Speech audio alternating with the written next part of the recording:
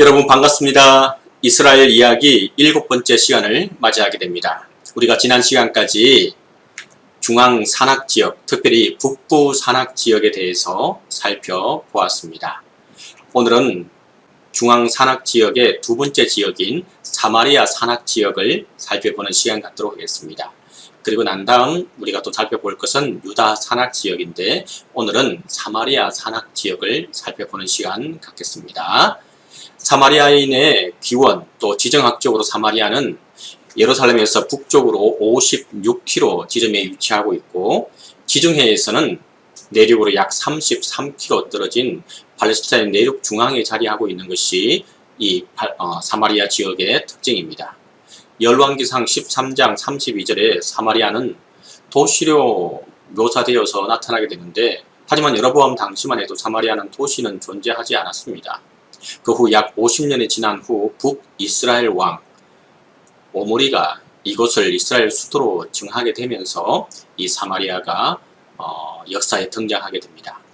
기원전 880년경 오므리 왕은 자신의 왕국을 건축하기 위해서 세멜에게서 사마리아 산을 구입했고, 본래 주인인 이 세멜의 이름을 따라서 사마리아라는 명칭을 붙이게 됩니다. 성경을 보겠습니다. 그가 은 2달란트로 세멜에게서 사마리아 산을 사고 그 산 위에 성읍을 건축하고 그 건축한 성읍 이름을 그 산 주인이었던 세멜의 이름으로 따라 사마리아라 일컬었더라 라고 기록하고 있는 것을 보게 됩니다. 아모스 3장 9절에 보면 아스돗의 궁궐들과 애굽 땅의 궁궐들에 선포하여 이르기를 너희는 사마리아 산들에 모여 그 성들 중에 얼마나 큰 요란함과 학대함이 있나 보라 하라. 여기에서 사마리아 산들이라고 하는 표현을 성경은 썼습니다. 다시 말해서 사마리아를 산악으로 묘사하고 있는 것을 보게 됩니다. 그래서 이 오므리는 사마리아 지역이 자연적 요새 역할을 할 것으로 생각하고 북이스라엘 수도로 결정을 하게 된 것입니다.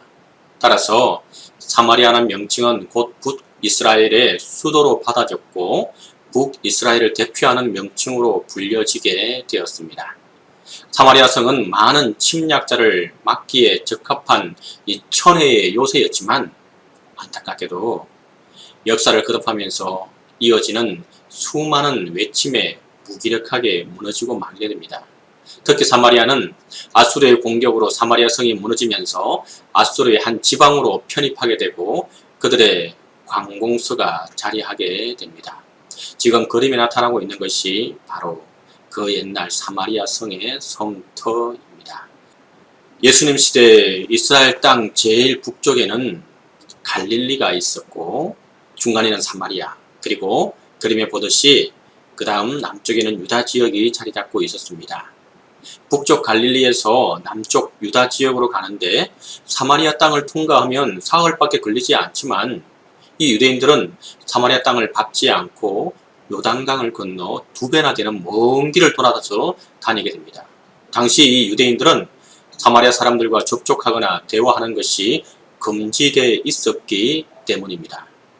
하지만 우리가 이방인 지역이라고 알고 있는 이 사마리아 지역도 본래는 유대인들의 땅이었습니다. 사마리아인들도 이스라엘 중부 팔레스타인 지방에 살았던 이스라엘 민족의 한 분파였습니다. 하지만 어쩌다 유대인들과 사마리아인들은 이토록 적대시하게 되었을까요? 본래는 통일 왕국이었던 이스라엘은 솔로몬 왕 이후 북이스라엘 왕국과 남유다 왕국으로 분열되게 됩니다.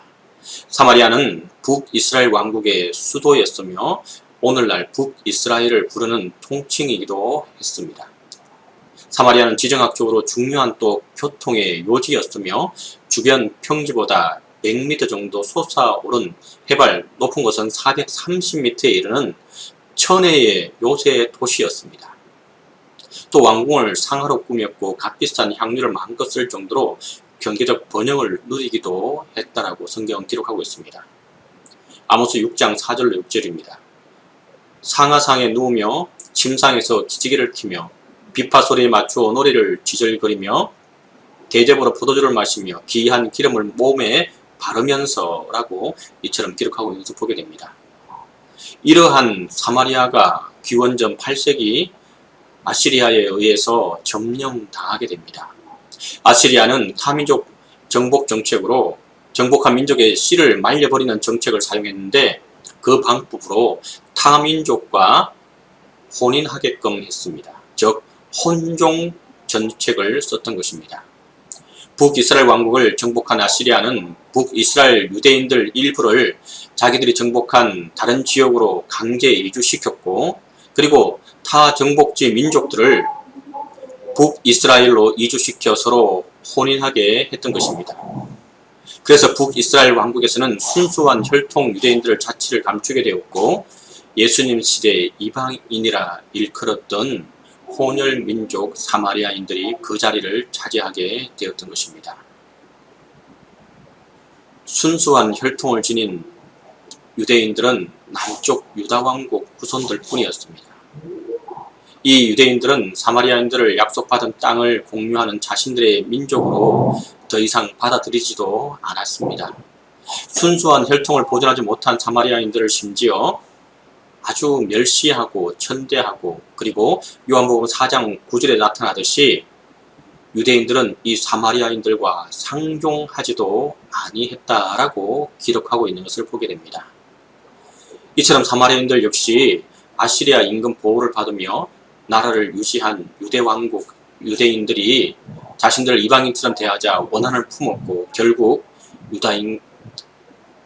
유대인들과 사마리아인들은 원수지간으로 지내게 되었습니다. 그러다 기원전 587년 유다 왕국도 바벨론이라고 하는 큰 나라에게 멸망당하고 맙니다. 이 유대인들은 유배 후 반세기 만에 고향 예루살렘으로 돌아오게 됩니다. 하지만 당시 예루살렘은 성벽조차 제대로 남지 않은 폐허가 된 도시가 바로 예루살렘이었습니다.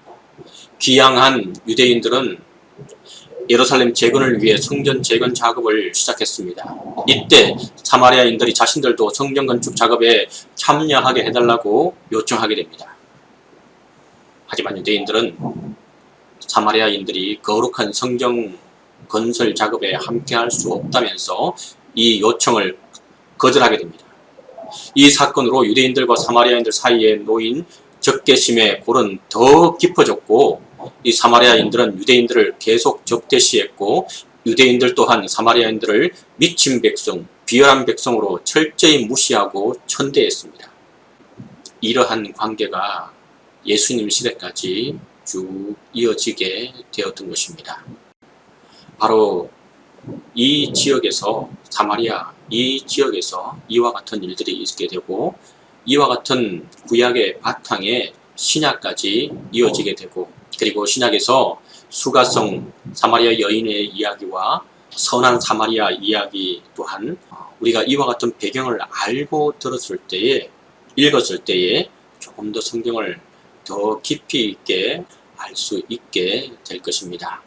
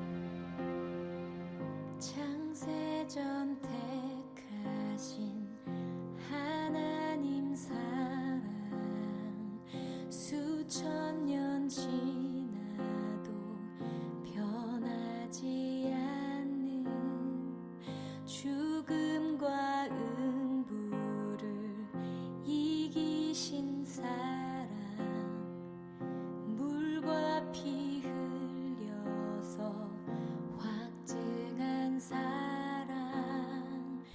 골고다 오늘은 우리가 사마리아에 대해서 알아보는 시간을 가졌습니다. 다음 시간에는 유대 지역을 살펴보는 시간 갖도록 하겠습니다. 다음 시간까지 건강 조심하시고 평안하기를 기도하겠습니다.